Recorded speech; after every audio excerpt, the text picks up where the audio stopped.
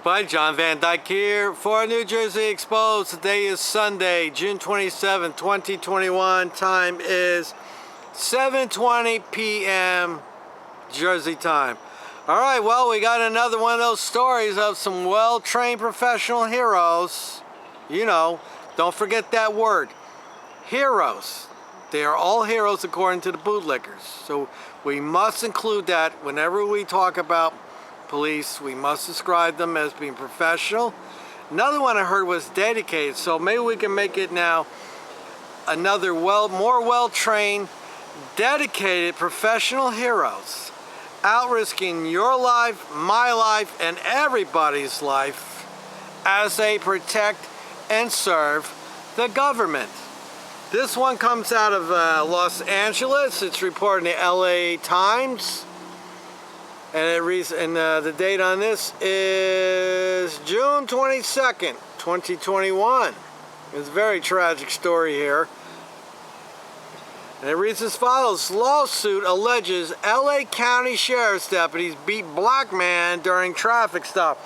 Now, they would never do anything like that, would people? Have we ever heard of a story where officers pull a black man out of a car on a traffic stop and beat the crap out of him? We've never heard of such a story. I mean, just like where they go out and then they rob and beat women up and download child porn and other stories. These are just isolated incidents, people. I want you to keep that in mind. It's just isolated incidents. This is not the norm. Well, here is in the thing. I want you to take a good look at this poor guy here, right here. There's the story right there. Is that going to come in focus? There it is. And there he is. They wailed on this guy. This poor guy, man. He got all messed up. All right, let's find the story. A black man who says an unprovoked beating by Los Angeles County Sheriff's deputies left him with eye damage and other extensive facial injuries has filed a civil rights lawsuit against the county. Hey, I wonder if those sheriffs turned their body cams off when that all happened. In the lawsuit filed Monday in federal court in Los Angeles, Christopher Bailey alleges that in May 2020, he was dragged out of his car during a traffic stop in Inglewood by two deputies and assaulted without warning or reason. Well, never heard of any story of a cop saying, we're going to beat the crap out of you, get out of the car. No, they just yank you right out by your head and start wailing. And assaulted without warning or reason. 4 other deputies, oh geez. This is like, you know, they get triggered. More officers show up. Hey, Joe and Frank are beating the crap out of the black guy there. Let's jump in there and get a few kicks in there and let's throw a couple knees in there while we can. And then after that, we'll high five and we'll go down to the local cop bar and talk about it later, celebrate. They assaulted him without warning or reason. 4 other deputies joined in the beating as Bailey lay on the ground, according to the lawsuit. Several of his teeth were knocked out, and Bailey, 37, required multiple surgeries to repair fractures to his face, including eye sockets and nose, his attorney said in an interview. Bailey said the assault has forced him to take a leave from his job. Yeah, well, the poor guy's all messed up. He can't, his eyes, I'm sure his eyesight's all screwed up because now his eye isn't sitting in the socket right, or the socket's not correct. He's probably cross-eyed or having problems seeing. An interview said the assault is forced to take a leave of absence from his job at a private company that sorts mail for the U.S. Postal Service. It wasn't justified, and I want justice to hold them accountable for what they did to me, he said. Well, they will never be held accountable. I'm sure the taxpayers will. In a statement, the Sheriff's Department declined to answer questions about the alleged incident and internal investigation into the allegations. All use of hero, get ready for the bullshit now.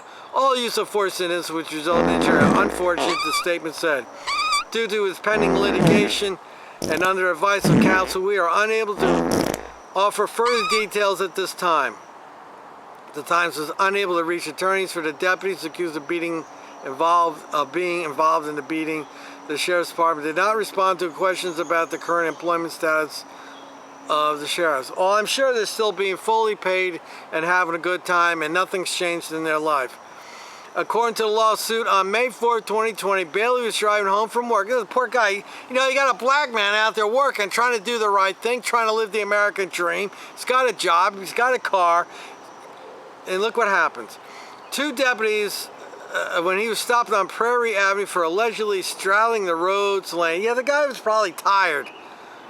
Two deputies allegedly pulled Bailey out of his car and without warning proceeded to assault and batter him, punching Bailey multiple times in the face and using a chokehold. According to the lawsuit, Bailey was unarmed and had nothing in his pockets or hands. The lawsuit states 4 other deputies arrived on the scene, punching Bailey's face, at him and back, kicking him while he lay on the ground and repeatedly shocking him with a stun gun, the lawsuit states. The beating, the suit said, lasted several minutes. Now, I'm almost at the point now that we have to take the stun guns away from them. Come on, man. Is the sun getting to you?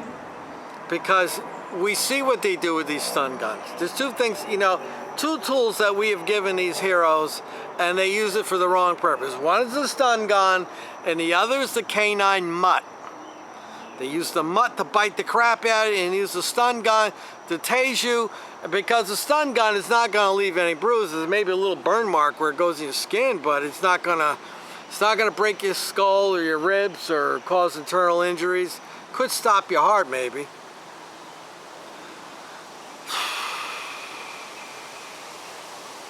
One of Bailey's attorneys, Brian Dunn, said that the incident, the LA County District Attorney's Office, then under Jackie Lacey, charged Bailey with 3 felony counts of resisting arrest, as well as 2 marijuana-related misdemeanors.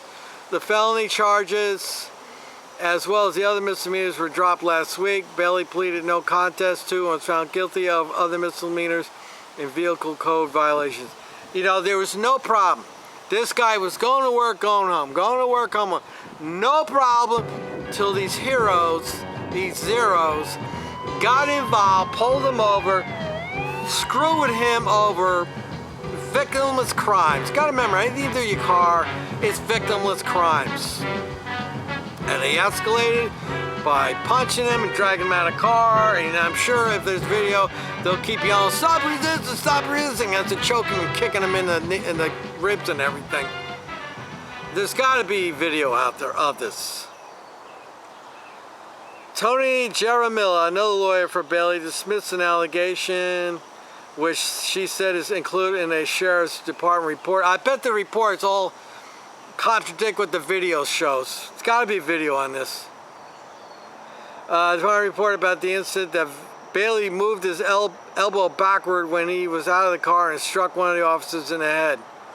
Bailey complied with all directives, Jaramillo said. The lawsuit says Bailey never attempted to strike a deputy with any part of his body.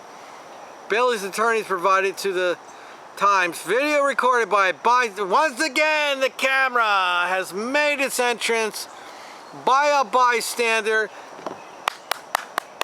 to the bystander who had the presence of mind to start recording. Bailey's attorney provides at the Times video recorded by a bystander, which they said showed Bailey, his face bleeding and eyes swollen, being lifted into an ambulance in the aftermath of the incident. He doesn't even look human, someone can be heard saying on the video. The lawsuit seeks damages for battery, negligence, deprivation of civil rights based on excessive and unreasonable force. Jaramillo said Bailey's defense team is calling for the district attorney's office to file criminal charges against the deputies. We are aware of the case and are reviewing the allegations, said Alex Bastian, a special advisor to District Attorney George.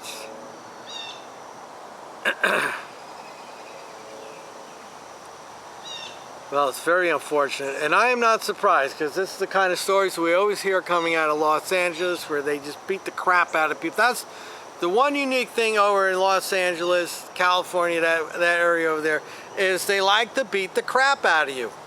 Here in New Jersey, they like to do other things like drive drunk, beat their wives up, download child porn,